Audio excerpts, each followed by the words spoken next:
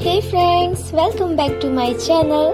सो friends, आज मैं बनाने वाली हूँ बेबीज हेयर क्लिप। और इसे बनाने के लिए मैंने लिया है यहाँ पे एक छोटा सा कतरन कपड़ा का, जो अक्सर बच जाता है। जो भी हम लोग कुछ भी सिलाई करते हैं या कुछ भी, तो ऐसा कपड़ा बच जाता है, तो मैं उसी का इस्तेमाल करके और बनाने वाली हूँ बेबी हेयर क्लिप।